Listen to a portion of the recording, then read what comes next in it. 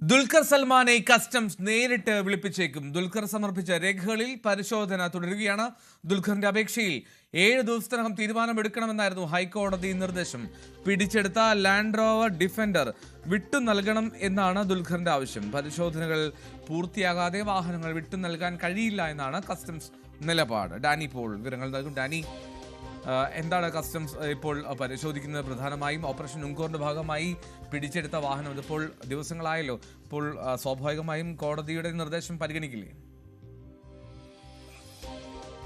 എൽദോ, ഇതിൽ പ്രധാനമായ ഒരു കാര്യം ഈ രേഖകളുടെ വസ്തുതാപരമായ പരിശോധനകൾ പൂർത്തിയാക്കണമെന്നൊരാവശ്യമാണ് കസ്റ്റംസ് ഇപ്പോൾ മുന്നോട്ട് വയ്ക്കുന്നത്. പിടിച്ചെടുത്ത വാഹനങ്ങളുടെ ഉടമസ്ഥത സംബന്ധിച്ചും അതുമായി ബന്ധപ്പെട്ട് ഇത് ക്രയവിക്രയം നടന്ന കാര്യങ്ങൾ, അതിൽ ഇതിനു മുൻപുണ്ടായിരുന്ന ഉടമസ്ഥർ അത് എങ്ങനെയാണ് ഇത് കൈവശപ്പെടുത്തിയത് തുടങ്ങിയ കാര്യങ്ങളിൽ പ്രധാനമായും തന്നെ പരിശോധനകൾ നടത്തേണ്ടതുണ്ട്. ഏറ്റവും പ്രധാനമെന്ന് പറയുന്നത് ഇതിൽ ഈ ഭൂട്ടാൻ വാഹനങ്ങൾ ഇവിടേക്ക് എത്തിച്ചു എന്നതിൽ വലിയ രീതിയിലുള്ള ആശയക്കുഴപ്പങ്ങൾ നിലനിൽക്കുന്നുണ്ട്. അത് പല വ്യാജരേഖകളുടെ നിർമ്മിതി കൊണ്ടാണ് ഇവിടേക്ക് എത്തിയത്. പല എംബസികളുടെ, പ്രത്യേകിച്ച് വിദേശ രാജ്യങ്ങളുടെ അടക്കം എംബസികളുടെ സീലുകളടക്കം വ്യാജമായി ഇതിന് ഉപയോഗിച്ചു എന്നതടക്കമുള്ള ആക്ഷേപങ്ങൾ നിലനിൽക്കുന്നുണ്ട്.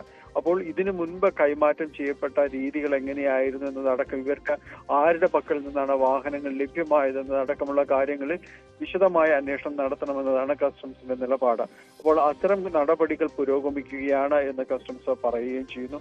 ഒപ്പം ദുൽഖർ സൽമാനെ നേരിട്ട് വിളിപ്പിക്കുവാനുള്ള ഒരു സാധ്യതയും ഇതിൽ നിലനിൽക്കുന്നുണ്ട്. കാരണം രേഖകളുടെ പരിശോധനയ്ക്ക് ഇപ്പോൾ വന്നിട്ടുള്ള ഉടമസ്ഥർ, ഈ വാഹനങ്ങളുടെ രേഖകളുടെ പരിശോധനയ്ക്ക് ഒരുപക്ഷെ അതിന്റെ ഉടമസ്ഥരെ സഹിതം സംശയങ്ങൾക്ക് വിളിച്ചു വരുത്താം. ആ ഒരു സാധ്യത കൂടി നിലനിൽക്കുന്നുണ്ട്. പിടിച്ചെടുത്ത വാഹനങ്ങൾ 7 ദിവസത്തിനകം ഇതിൽ വിട്ടുകൊടുക്കുന്നതിന് തീരുമാനമെടുക്കണമെന്നായിരുന്നു കോടതിയുടെ നിർദ്ദേശം. അത് കോടതി അതിന്റെ സാധ്യതകൾ പരിശോധിക്കാനാണ് കസ്റ്റംസിനോട് പറഞ്ഞിരിക്കുന്നത്. അപ്പോൾ സ്വാഭാവികമായും കസ്റ്റംസ് അടുത്ത ദിവസം നൽകുന്ന മറുപടിയിൽ ഒരുപക്ഷെ ഈ രേഖകളുടെ പരിശോധനകൾ പൂർത്തിയാക്കേണ്ടതുണ്ട് എന്ന നിലപാട് തന്നെയായിരിക്കും എടുക്കുക. ഉടൻ വിട്ടുകൊടുക്കാനുള്ള ഒരു സാധ്യതയല്ല നിലവിലുള്ളത് എന്ന കാര്യം കസ്റ്റംസ് അറിയിക്കും. പ്രമാദമായ ഒരു കേസ് നടക്കുകയാണ്.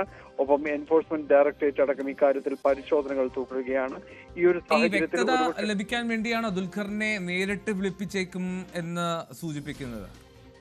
അങ്ങനെ തന്നെയാണ്. കാരണം ഈ വാഹനങ്ങൾ ഉടമസ്ഥ ദുൽഖറിന്റെ 4 വാഹനങ്ങൾ എന്നതാണ് കസ്റ്റംസ് തുടക്കത്തിൽ തന്നെ പറഞ്ഞിരുന്നത്. ഈ 4 വാഹനങ്ങൾ പിടിച്ചെടുക്കേണ്ടതുണ്ട് എന്ന് പറയുകയും ചെയ്തിരുന്നു.